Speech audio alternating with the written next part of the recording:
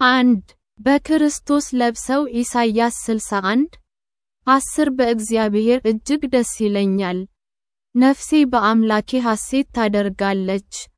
ሙሽራ ራሱን እንደሚያሳምር ሙሽራይቱም በዕንቁዎቿ እንደምትታጌጥ የድነትን ልብስ አልብሶኛል፣ የጽድቅንም መጎናጸፊያ ደርቦልኛል። ኢሳይያስ 61:10-2 አንጸባርቁ በየዕለቱ ምን ውርደትን ያለብሳሉ? የጽድቅ መጎናጸፊያህን እንዴት በተሻለ ሁኔታ ታስታውሳለህ? 3 ጸሎት ኢየሱስ ሆይ ጽድቅህን ስላለብሰኝ አመሰግንሃለሁ። ኢሳይያስ 61:4-11 የጥንት ፍርስራሾችን መልሰው ይሰራሉ፣ በቀድሞ ጊዜ የወደሙትን መልሰው ያቆማሉ። ከብዙ ትውልድ በፊት የወደሙትን ፍርስራሽ ከተሞች እንደገና ይሰራሉ።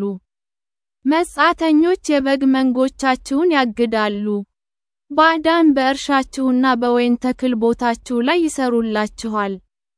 እናንተም የእግዚአብሔር ካህናት ተብላችሁ ትጠራላችሁ፣ የአምላካችን ባሮች ትባላላችሁ። የመንግስታትን ሀብት ትመገባላችሁ፣ በብልጽግናቸውም ትኮራላችሁ።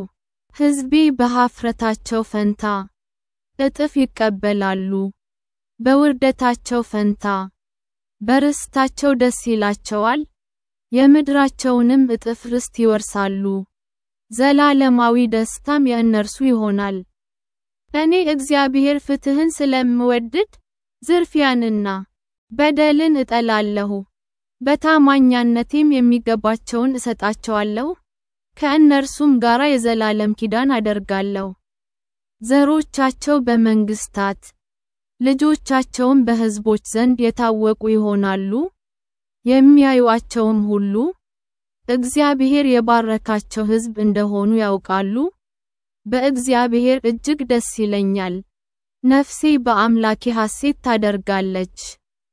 ሙሽራ ራሱን እንደሚያሳምር ሙሽራይቱም በዕንቁዎቿ እንደምትታጌጥ የድነትን ልብስ አልብሶኛል፣ የጽድቅንም መጎናጸፊያ ደርቦልኛል።